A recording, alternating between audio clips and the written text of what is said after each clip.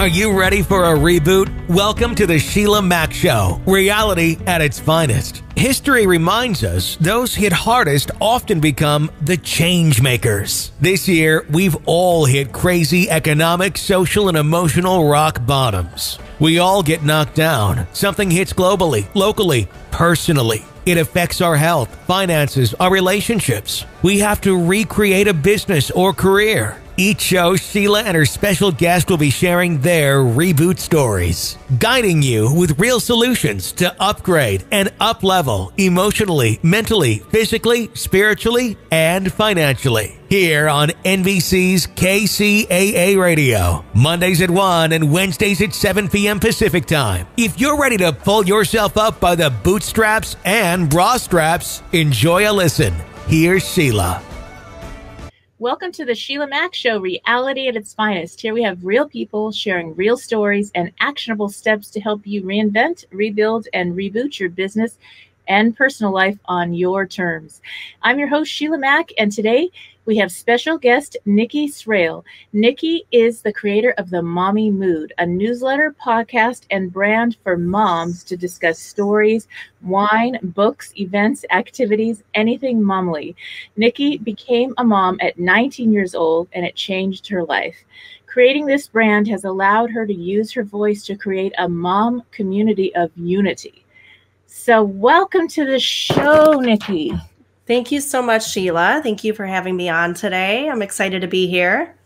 Yes, and one of the things that I like to start off with, this show actually came about after I had my best-selling book, Bootstraps and Bra Straps, Formula to go from rock bottom back into action in any situation.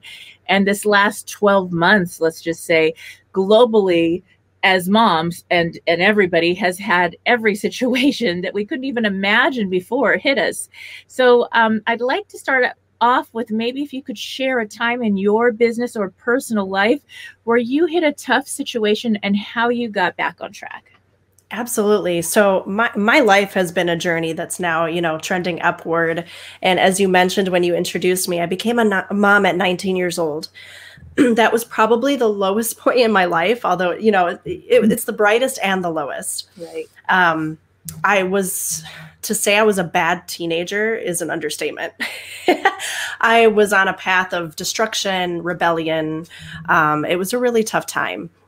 My parents divorced in my teen years, and I think from there I was just taking a turn the wrong way. Mm-hmm. When I got pregnant with my daughter, I didn't really know what to do. My mom was very difficult to talk to because, she was absorbing the situation. Mm-hmm. So it was difficult for the both of us.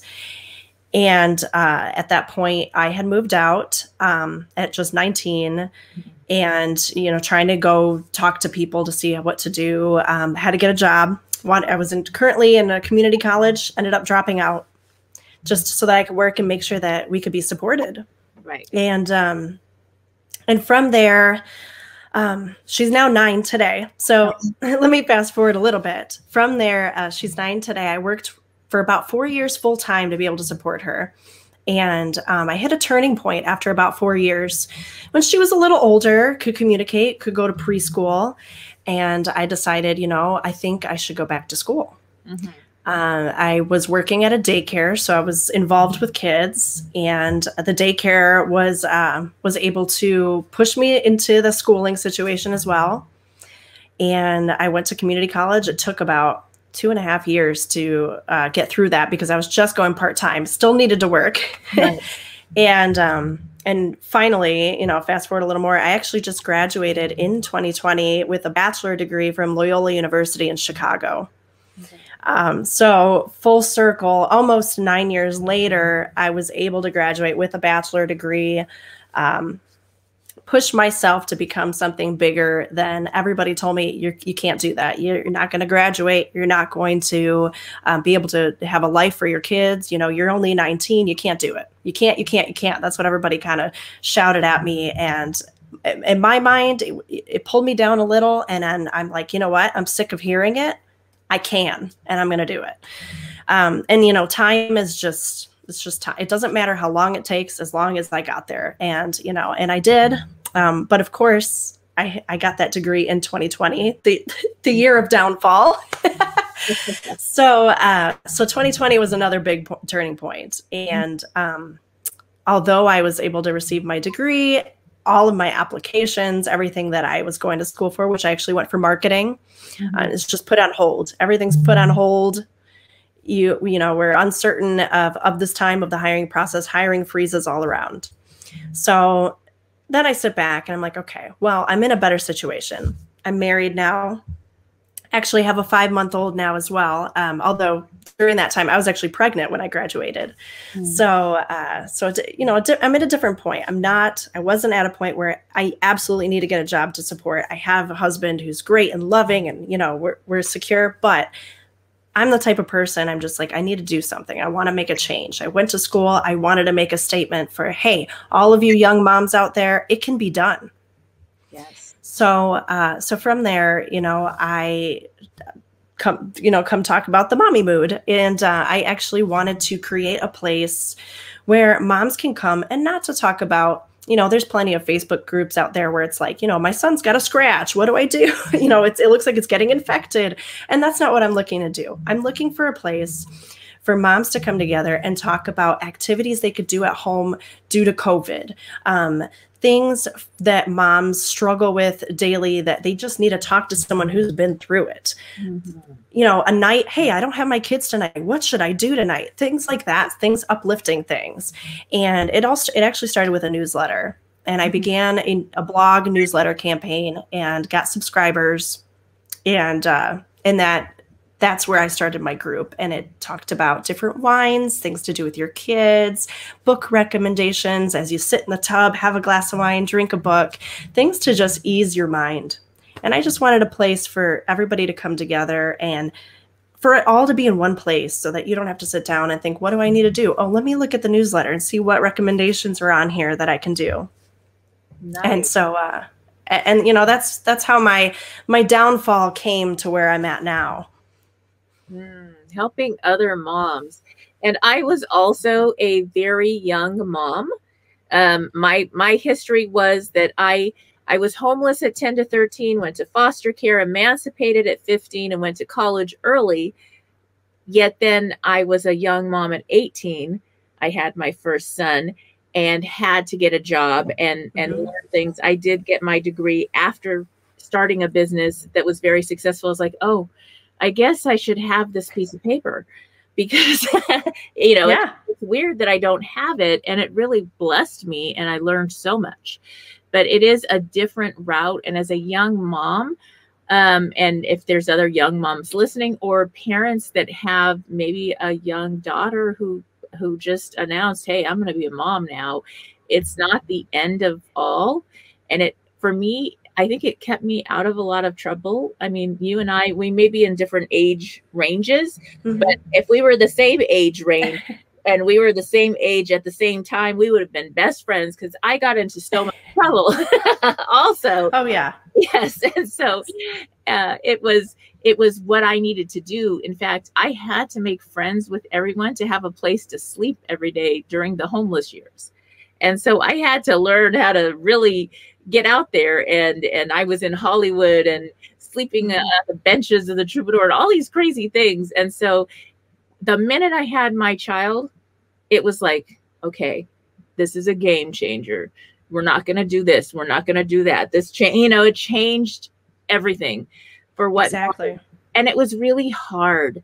I don't know I'd love to hear your experience as far as how you were able to socialize and have fun and friends, because there's such a rift between friends that maybe have a child young and those that are still out there having fun. Right. And so the first year was the hardest. And I knew that just like you, it was a game changer. I had to make a change. And I had come to that decision, although I'm not with the original father anymore. And I think that's where I had another downfall. And we split very, very quickly. It was about 6 months. She was about 6 months old and we had split. And that just threw me into another loophole. I am very blessed at the fact that I have a family who is there to support me and is nearby, because if I didn't, I probably would have lost her.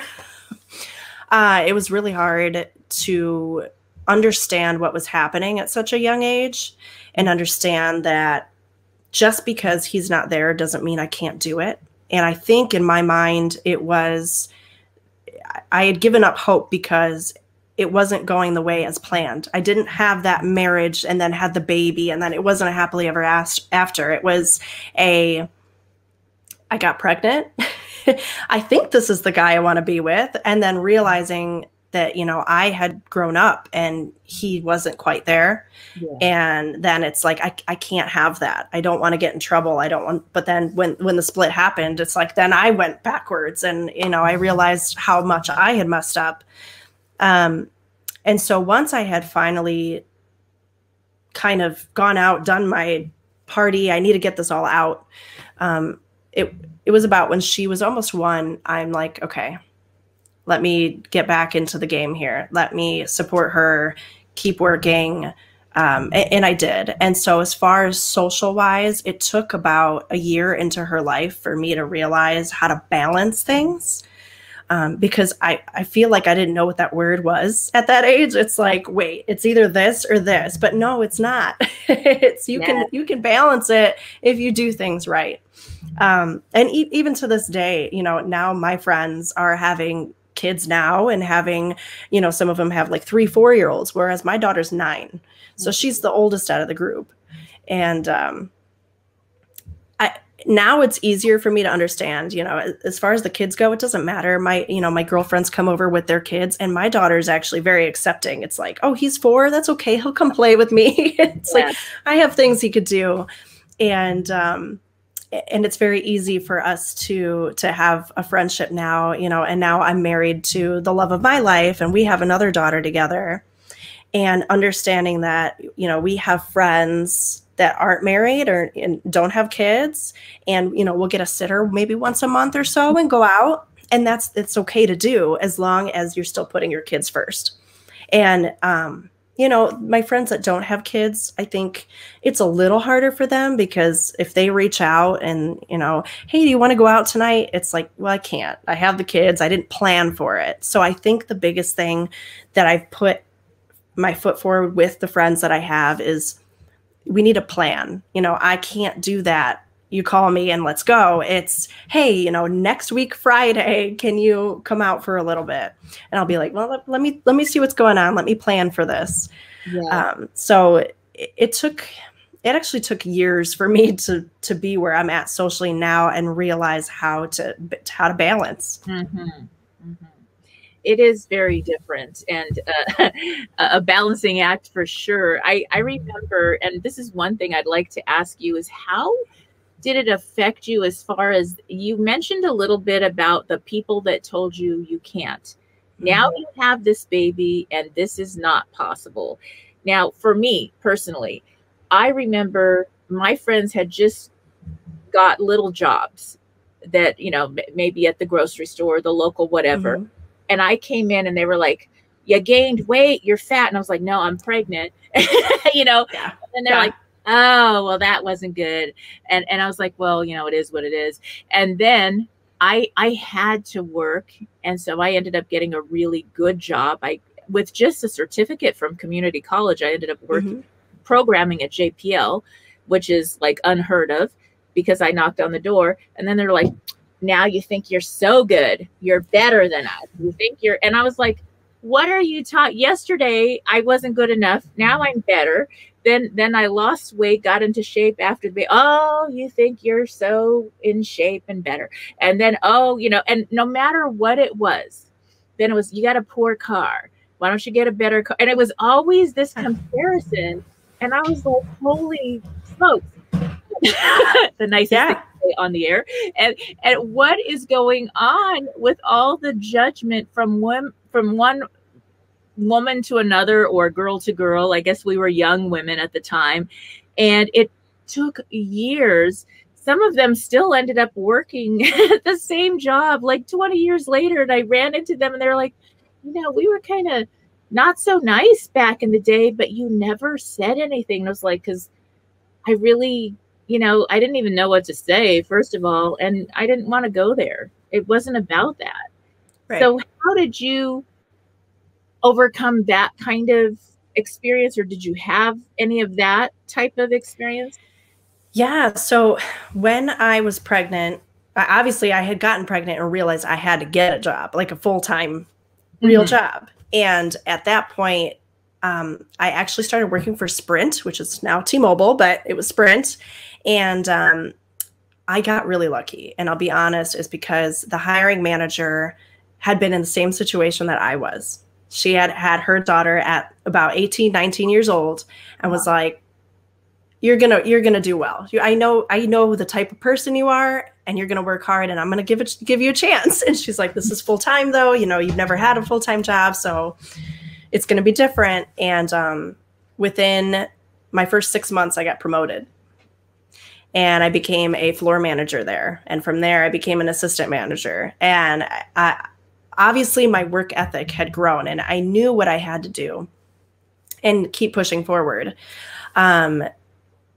A lot of the people around me, and we were still young. So a lot of them were still in college, and they were going to get their degrees. And I felt a little pushback because, they would say, oh, you didn't go to college, or, oh, you'd reconnect with some people from high school or whatever. And they're like, oh, I know you had the baby, so you didn't go back to college, and this and that. And it was a little bit of a letdown knowing that I was, busting my butt, working full time, and they were going off to get their degrees and were probably going to get better jobs eventually.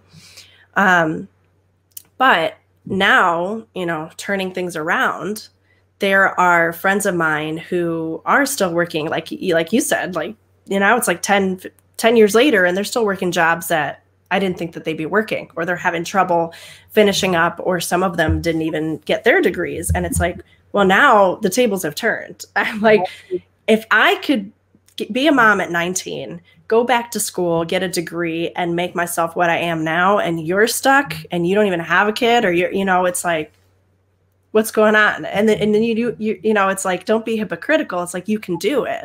Right. And I hope that doesn't sound arrogant, but it's kind of like, when you're getting so much feedback of you're not going to be able to do it, but then, someone who's been through more hardships can do it. It just goes to show that it doesn't matter the place that you're in, and it doesn't matter how long it takes. It could take years, but as long as you're still working to climb that ladder, it could be done.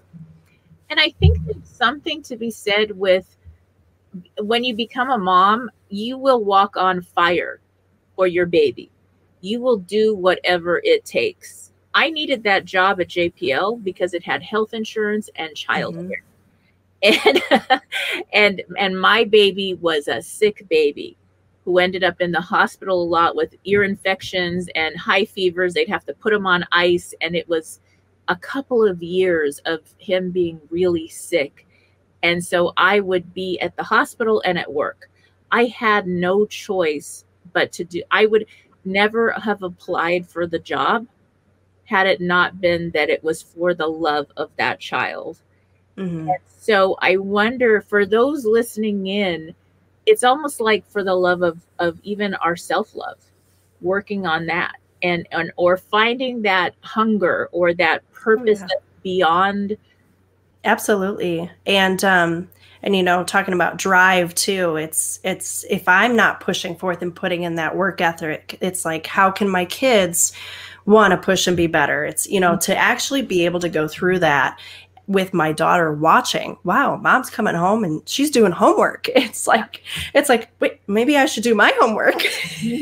So, it's just showing them how to push forth and have that work ethic for a better life. And, for me, it's never been about money. Obviously, you want to live comfortably and provide for your kids, but it's also, I want to give my kids what they want. And I'm not talking about spoiling with particular items, but it's like, they deserve to go on vacation. They deserve to, my daughter takes horseback riding. It's, that's not a cheap thing, but it's a passion of hers. And I want to fulfill that passion.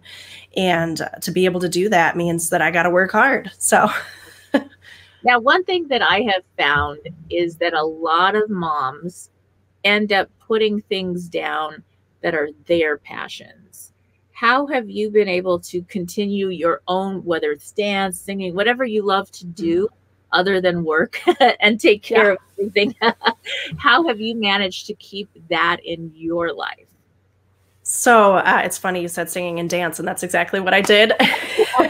That was my passions. I would record. So my daughter would like walk in, and I have my microphone out and my headset on, but it's she's like, "What are you doing?" I'm like, "I'm recording music." She's like, "Well, I can hear you singing," and she would kind of sit. She'd want to sit and watch and listen, and I feel like she's grabbed onto that trait. It's like now she's singing and such. And I'm like, you don't have to do that just because I do. That's my passion. You need to have your passions, which regardless, she's got the musical side of her because of what I've done. Although horseback riding is something that I was never able to do as a kid as much as I wanted to. Mm-hmm. And so when she expressed interest, it's like, yeah, I didn't get to do that. So you're going to do it. I'm going to make sure it happens for you. And, but her other activity that she does is dance. And I try not to influence her with my background, she sees it. So regardless, she's going to be influenced in that way. But I always tell her, I say, what do you like to do? And what do you see yourself doing for years to come? What do you really enjoy doing? And dance now has become one of them. Yeah, I told her, I don't want to overwhelm her. I'm like, you can only pick a couple things. You can't overwhelm yourself. You still got to focus on school. And then you have a couple things on the side. So it's horseback riding and dance. And I was on a competitive dance team. So the one thing that's kind of rubbed off on her was when she said, I want to dance. And I said, well, how far you want to take it? And she said she wants to be on a stage and compete and all that. It's like, okay, well, I'm going to send you to the place I went just because that's the same mindset that I had. So as much as I push her to be her own self, there's traits that I notice that she's taken from me, and there are traits that I notice that she's developing on her own. And I think that's really healthy. Mm-hmm. Yes. And if you're listening in, I think it's so important.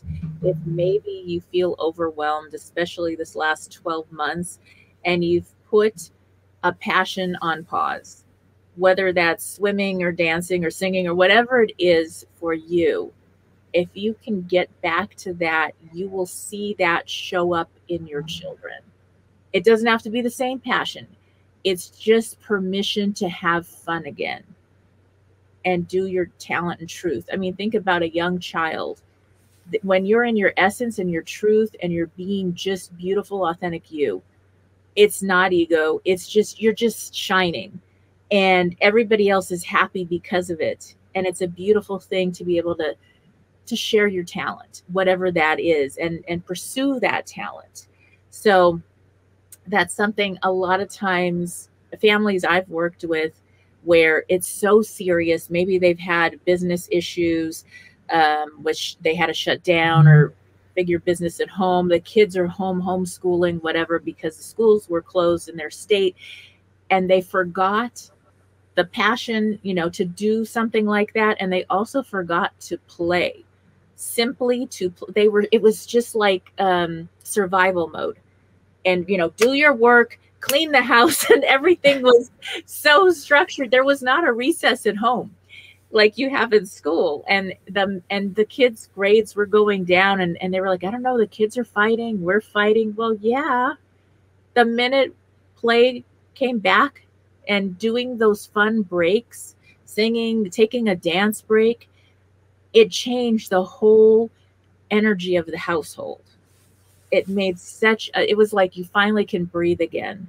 And the kids feel that energy no matter what. You don't have to say anything. They can feel it just how you're acting. And then they'll absolutely fight. If you're fighting with whoever's in your house, spouse, partner, if you're fighting with them, they're going to start fighting with each other, fighting with the puppy, whatever. They're going to model it. So it's not what we do as much as, what we say, it's what we do and how we're being and all we're doing. That's going to make a big difference this year. Yes. Yeah, absolutely. And, there's a time that I had forgotten how to enjoy my hobbies when she was very young and when it was the toughest time out of that journey. And when I got back into it, I've done musicals in the past. And one of the musicals I did, actually the musical that brought me back into it was The Little Mermaid. And I said, wow, how cool would it be for me to be in the production of The Little Mermaid for my, at that time she was 5 or 6 years old. And so when she came to see me, not to mention that the production that did it was just, the costumes were amazing. Everything just looked amazing. And I was cast as a mer sister. So I got to be a mermaid on stage. And so my daughter was just so overwhelmed with excitement and joy. And she's like, that's my mom. She's a mermaid on the stage. And it was just really cool to see her so thrilled for me. And, and I think that's important. It's like, we want to be thrilled for the things our kids do, but it should be vice versa. Your kids should be thrilled for the things that you're doing too, whether it's something you accomplished at work or something you created or something like singing and dancing. It's, don't forget, just age is just a number. The more you keep up with your hobbies, the cooler that your kids think you are. Right. And they're part of us. So it's like your daughter has music as one of her passions and dance. And so that's something you can bring in even when they're younger. Bring it into, okay, now we got to like deal with the big ball of clothes or the laundry or the dishes or whatever's going on at home because we're so busy nowadays. And so, I mean, for me at home, I literally will rock out. I'll have loud music and I'll be dancing and cleaning because that's like how I manage to like clean everything and have fun at the same time. I cannot clean. Yeah. So the podcast is the newest part that I've expanded on the mommy mood. And just in January, we've started, and I've actually brought on a mom, a best friend of mine, and also another mom. And her name's Katie.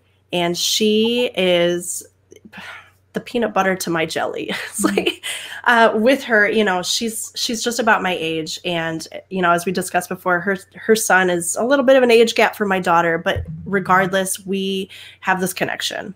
And, we have stories to share and we have the same feelings we go through, and now she's pushing herself through school, and I couldn't be more proud of her. So it's those kinds of things that have caused us to have this connection and just to be comedic with each other, which is even better. Mm-hmm. So when we talk on our podcast, we like to discuss, and we always like to open up very, very fun. So we always open up a bottle of wine before we talk.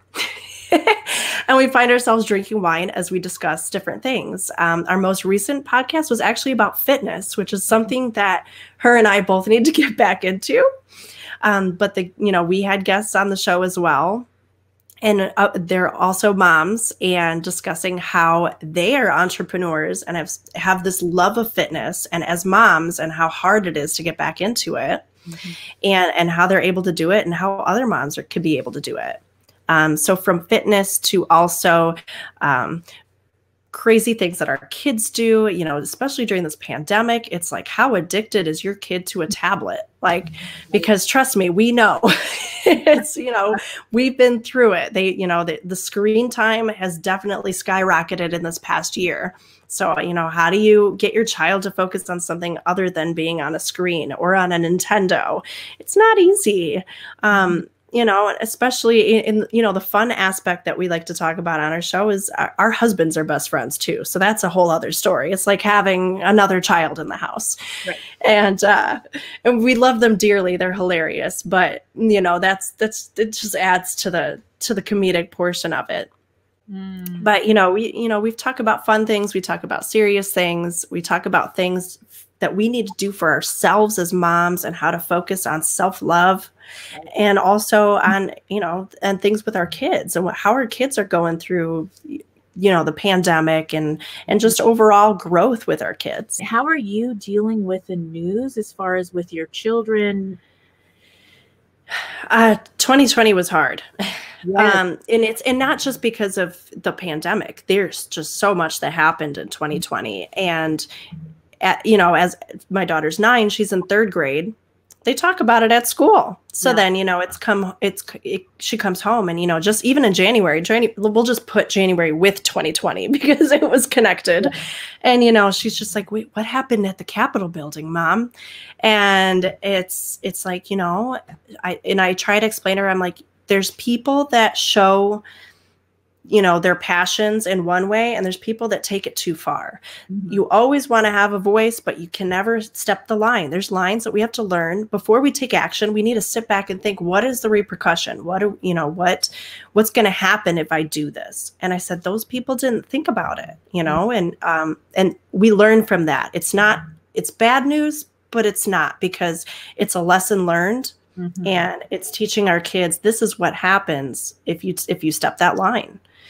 Right. So it's been hard because all those questions are arising, but I also feel that she has a great understanding of now, not necessarily adulthood, but how life is going to change, and how when she starts becoming more independent, how every decision just has its repercussions. They could be good repercussions, they could be bad repercussions, but it's a series of decision making and the aftermath. Yes, and I think it's really important. I know, just looking at the news with my adult kids and then having younger nieces and nephews that come over. I don't have grandchildren yet, but the younger nieces and nephews that come over, we really guard them from the visual news. And that's another thing we had talked about on podcast too, is just how hard the pandemic is with school. And I've nannied too, and the kids that haven't been in school since last March, my gosh, the emotions are coming out. Yes. They're coming out. They miss their friends. They miss, the old way of learning, because some of them adapt really well, but you have to remember that everybody learns differently. And some kids, it doesn't work for them, and it's hard. Okay. And it's so hard to see a kid not do well in school, but not because they don't have the will to learn, just because they're just not attaining the information and the way it's being taught. And there's no way around that. Yes. So I think it's important for moms out there that are dealing with that in any sort of way to just remember where your child's coming from and how hard it is for them. They haven't grown with technology as I have. My daughter, I try not to expose her to electronics. Uh-huh. She just got a Nintendo like a year ago, and that's the first thing she's ever played with. She's like, how do I play? And to sit on a computer, and she's not used to computers.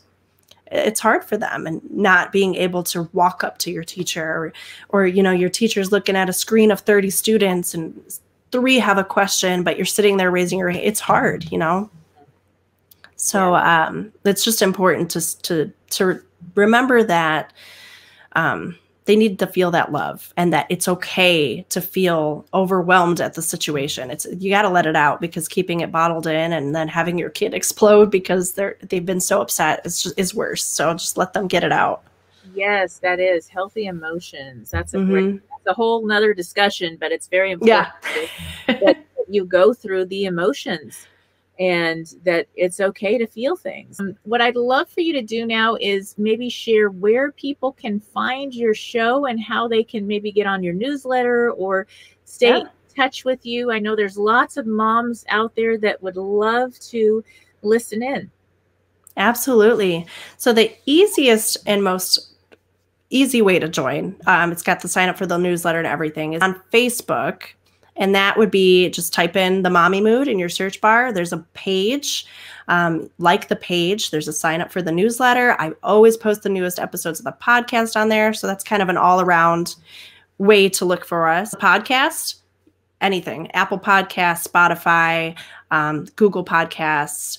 Search the Mommy Mood. Even tell your Alexa at home, hey, can you play the Mommy Mood podcast? It'll work. All right. Well, thank you again for being a guest on the show, Nikki. And if you are listening in, stay tuned. We'll be back after these messages. If you are just tuning in, this is the Sheila Mack Show, and I am your host, Sheila Mack, here on NBC's KCAA Radio, the station that leaves no listener behind. I'd like to thank our sponsored guests.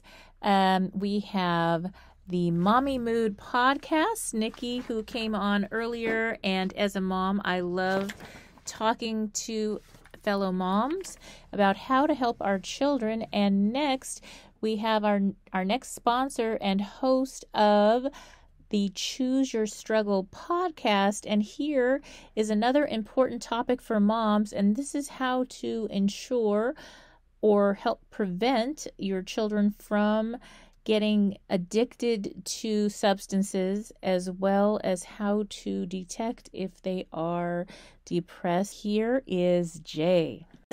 Jay from Choose Your Struggle. He is the host and producer of Choose Your Struggle podcast. And each year, over 125,000 Americans alone die from either overdose or suicide combined. I'm not even talking about the other causes of death related to substance misuse and mental health, which lead to countless other deaths each year. Just those two. Those our friends, our neighbors, and our family members suffer and struggle through. They go to our churches, eat next to us at our favorite restaurants, and these deaths are completely preventable. There are massive system changes that need to happen. But until we can have honest conversations around these topics, those changes won't happen. That's why Jay's here to share his story, and that's why he produces the Choose Your Struggle podcast, to help end the stigma and ensure that those who need help get the help they deserve. All right, welcome to the show, Jay. Well, thank you so much for having me. It's a pleasure to be here. Yes, and one of the reasons my show actually got started was based on my new best-selling book, Bootstraps and Bra Straps, the formula to go from rock bottom back into action in any situation. And so I like to start each show off by asking if you have a story about a time in your business or personal life where you hit a tough situation and how you got back on track. Well, I appreciate the opportunity, and it's one that I do a lot too. In fact, I have a new program called Rock Bottom Storytellers, where we give people like us who have been there a chance to talk about our story, because we have to normalize, the fact that we all go through it anyways. But more than that, we have to normalize talking about it, which is something that not a lot of us do, or not, at least not enough of us do. And for me, it all goes back to the biggest struggle I've had to overcome in my life, which is struggling with substance misuse. I am going on 11 years in recovery. And for me, this was not the story that we hear all the time. You know, I didn't start, as I like to joke, struggling with substance misuse after a buddy passed me a joint underneath the bleachers in 7th grade gym class. For me, my struggle started with a misdiagnosis in my teenage years. And by my early 20s, I was completely physically and mentally dependent on all of my medications and taking a whole host of other ones as well, just to cope. That really is why I do what I do, because I've been there and I know what it's like to be at those depths, and I know what it takes to get out of it. Well, that is so important. And I know that the statistics I just read off are mind-boggling. And it's something that I know as a teacher. I was a former teacher, and as a parent, I have 6 children. I adopted 3, and 3 are my own from birth, and they're all mine. And I tell you, they've had friends that spent time in our homes that were star students that ended up losing their lives. So it's kind of shocking, because you would never think it would happen to someone you know, or someone that you thought was okay. Yeah. And that hit it very well. So, yeah, I think you just hit the nail on the head, which is that a lot of us struggling with this, we do hide it well. You know, I have said a lot that early on, I had a lot of friends who didn't know that I was struggling. Now, by the end, there was no way to hide it anymore. But even then, people weren't quite aware of everything that was going on in my life. In fact, 5 years into recovery, when I first told my story of my struggles and what I've been doing since, I had people come up to me, people I'd known all that time, who just thought I'd left town for a while. And then all of a sudden I came back. They had no idea. Because one of the things that those of us who struggle get really good at is hiding it. And the reason we do that is because of stigma. There's this stigma around these issues that makes it so that we are afraid to come forward and talk about this. And that's why I and a whole host of other people do what we do, is to end that stigma and be able to tell that person, you know, it's okay to say, I need help. It's okay to say, I'm struggling. It's okay to say, please be there with me. When you were very young and they had put you on some form of medication. That's right. Yes. So how did that show up and progress? What did that look like? Well, so I'm a kid I was born in the 80s, so I'm a 90s kid. And like many people in my generation, I was diagnosed with ADHD at a young age. In fact, to put that in perspective, the amount of young people in this country treated for that particular umbrella of disorders jumped from around 400,000 in the mid 80s to 2 million in the mid 90s. So this was an explosion. And as a young person on a lot of chemicals, then, you know, probably 13, 14, you know, I'm going through puberty, as we all remember that amazing time of going through puberty. And you add to that the high chemicals I was on, plus the fact that I've always been someone who struggled with a low level of mental health issues in my life, from depression and anxiety to OCD, which has plagued me most of my life.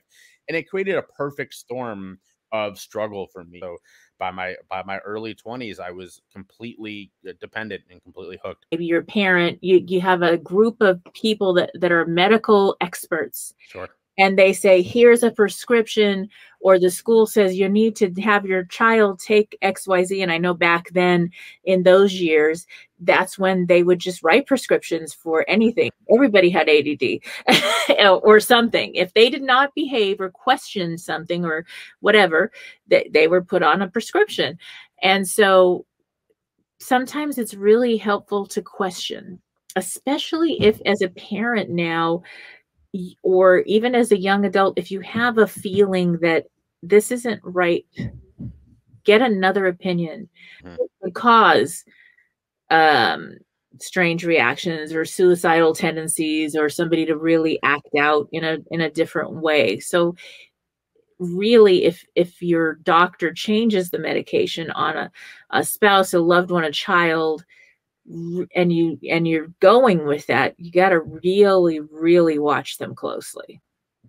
Well, you make a lot of great points in there. Number one, the point to get a second opinion is incredibly accurate, and I got to applaud you. I do a lot of these, and not a lot of people make that ask, and I want to second that, because I do every time I speak. You know, I use the example of my aunt is currently fighting through cancer, and every step of the way, she's gotten third, fourth, fifth opinions. And because of that, she's gotten the best treatment possible. But you also pointed out something else that is very accurate. And that is, when these medications are taken without undergoing concurrent behavioral work with a therapist, oftentimes the side effects are incredibly disastrous and in most cases lethal. That is incredibly accurate and very sad. I was doing some training last year just before COVID lockdown started, and I went on a ride along with an EMS team here in my city of Charleston, South Carolina. And we went to 3 suicide calls that day, and all 3 had one thing in common. They were all taking high levels of antipsychotic medication without working with a behavioral therapist as well. They'd been put on it by a psychiatrist who said, here, this will fix you. And all of them had adverse reactions. Now, that happens with medication. You have adverse reactions from time to time. The scary thing is, with these medications, that adverse reaction can be suicidal ideation. So if you're not also working with a therapist, that is a very scary thing to have happen. One of these was a 19-year-old girl, never thought of suicide before in her life, started taking these pills for depression. A couple months later, she's thinking about killing herself, and she doesn't know why. I'm not saying these pills aren't really helpful for some people, but to take them alone and think that that's going to be what you need, that's going to fix you, is not the case. You have to do the work with a therapist. And if a psychiatrist tries to put you on the drugs without saying, now also go see my partner, the psychologist, you need to say, you know what, I don't think that's the right answer. Yes. And also, I think doing blood, going to the physician, to the regular doctor, and getting blood work done. Our physical bodies connect with our minds. People that have ADD or are on the spectrum or whatever, I mean, I'm sure I have it, I guarantee it, are really actually smarter in many ways. They're processing the world at a speed that is so much faster. And so they may not be good at a desk job. So you put a child or a young teenager at a desk in a certain structured school environment, or in front of a computer now if you're stuck homeschooling, for 8 hours a day, with very little breaks. Mm-hmm. And they can't ask questions because their mind is faster than what's going on in the classroom. They're going to be problems. As an adult, I completely agree with you. As an adult, I've learned how to sort of take care of myself in that way. You know, I was just talking to my buddy yesterday and was mentioning how I'd listened to these different, 5, 6 different podcasts today. He's like, where do you find the time? And I said, while I'm working, because if I don't have something going, I can't concentrate. And that's the ADD, ADHD at play. I am sort of picking up on both things at 80%. Now, is that the 100%, the teacher's demand of the young student? No, but I'm doing better as an adult than I was. I was never a good student. And that's partly why is I could not make myself sit there and focus. I would have to literally work at it, to just stare at the blackboard. Went from these prescription drugs to then, did you graduate to street drugs per se, or how did that work in your life? Well, that's a wonderful question. I got to a point where I was taking a lot of other what you would call street drugs, and I was doing that as medicine. So perfect example, my body and my mind felt so horrible from all these prescriptions I was on that the only thing that made me feel better was cannabis. So I was smoking a lot of weed. And when I wanted to get out of my head, because it was a terrible place to be at that time, and my life was not one that I was happy with, I would take psilocybin or magic mushrooms to experience something else. And because when I was tripping, I wasn't me. I wasn't this sort of torture that I was living through. So yes, I mean, there was a lot of other drugs that came into play as well. But really interestingly enough, those to me were the ways I was coping. Those were my I was taking them medicinally. Now, as an adult, who, like I said, I'm 11 years in recovery, I don't really do any of that stuff anymore. It is so important to be aware of where that's coming from and what you're doing, and to not take anything that you are aware of. And there's talk, and I think most young people, or at any age, they know which ones have a high propensity for somebody losing their life. Well, I think the most important thing that you hit the nail on the head in there was just having the conversation, reaching out. There's a saying, those of us who do this work, that we'd rather spend 2 hours talking to you today than 2 hours at your funeral tomorrow. And I know from being there that it does not feel like you can reach out and talk to anybody. I thought that way. And of course I was wrong, because we're always wrong. We again, that stigma is real. I get it. I waited 5 years in recovery to talk about it because I was terrified of that stigma. But if you are struggling, know that there is somebody in your life who will listen. And I say this everywhere that I appear. If you truly do not believe that there's anybody in your life, reach out to me. You can find me at my website, jschiffman.com. Send me a message. Find me on social media. I've had people reach out on Instagram like, hey, you're that guy who will just talk to people, right? Can I ask you a question? 100%. I'm here. Let's have a conversation, because it's so important. We just can't allow these conversations to not happen anymore. So those of us who do this, we're just saying, hey, those days are over. We're here to have the conversation now. Yes. And, one thing I share on almost every show is 211. I don't know if you're aware of the 211. I think about 60% of the people I ask, they're like, what's that? And we've never needed resources like we have in the last 12 months.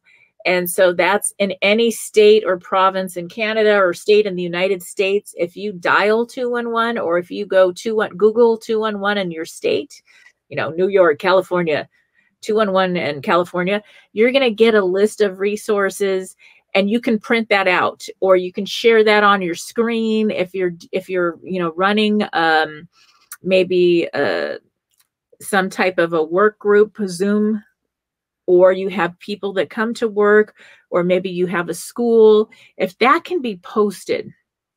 Kids are, some kids are getting into drugs at a very young age, and they're having issues. If they have a resource, okay, I can call this number. Maybe they don't want to talk to somebody they know. Maybe they're afraid. There's like 100%, there's help where it's outside of maybe your circle. that you can ask for help when you need it, and it's completely free. The resources are there. Now, do you have any tips or advice for maybe parents who have young adults, let's say, or even teens who are showing signs of getting into the wrong substance or having maybe depression or this and that? What can they do to prevent a situation? Well, honestly, the most important thing you can do is create a two-way dialogue. I was just on a webinar earlier talking about this. I was presenting, and I heard some incredible speakers talking about this. When you challenge the way that we've talked about drugs in the past, a lot of it's pretty ridiculous, right? You think back to, again, I was a 90s kid, so I had DARE in my classrooms, and we know that didn't work. In fact, it made things worse. And the reason is, if you go in and you have a cop coming in saying, if you smoke marijuana, you're going to die, and then that kid goes and smokes weed and he doesn't die, well, now everything that you said, he's not going to believe. So the best prevention, the best maintenance programs, all of them, they rely on trust. They rely on somebody saying, hey, here is a real picture of what it's like to use substances. The good, the bad, the ugly, how to know if you're having a bad reaction, how to know if you're starting to develop an issue that probably is not the best. And if parents can have that conversation with their kids, sort of putting aside that they're your kid for a second and just say, hey, let's talk about this. If you have an experience, tell them the truth, tell them the good things, tell them the bad. In my case, unfortunately, there's more bad than good, but have that two-way conversation and help them learn. The facts are there, right? We know the data. If one parent struggled with substance misuse, you're 5 times more likely to struggle yourself. If 2 parents struggled, you're 9 times more likely. It's basically guaranteed that you are going to struggle with substance misuse. So these are things you can be having this conversation like, hey, I know a lot of your friends are trying this right now. I got to tell you, I don't know if you know this about me, but I went through this when I was your age and I ended up struggling with substance misuse. We know the data says that means you're probably going to struggle too. Maybe you should wait a little bit till you're a little bit older. And if they have questions, let them ask, but don't try to scare them. It doesn't work. And we've learned that the hard way by too many people going down the wrong path after realizing that all the advice they were given was BS. Yes, that makes a lot of sense. I know I got really lucky. I was a young kid at 10 years old who became homeless. And I was homeless 10 to 13, then ended up in foster care, emancipated at 15. So you can imagine I had every single drug known to man in front of me every single day. And being this young kid, my first experience was that I went out with these kids that I didn't really know well. I was in a new school. I was still going to school, even though I didn't have a home to sleep in. I would stay at friends' houses each day, a different friend. Sometimes I'd stay at the park bench or the Troubadour or somewhere like that. And I continued school, and I went out with these new kids, and they were doing drugs that I never even heard of at the time. And one of the girls overdosed. And she didn't die, but she ended up in the hospital. And I did not know how to inhale. This is how I was 10. So I was so blessed to, like, I didn't know. And then when I learned really quick that night, the mother made me stay in the hospital with this girl. And that night I learned all the realities about going down the wrong road with drugs. And I just never really went there because of that. I was very cautious. This young girl didn't know, I guess, that she was taking something far more than maybe a pot or something like that. She didn't even know.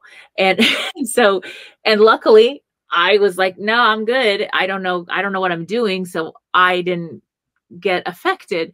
But wow, that was something. It's like seeing reality.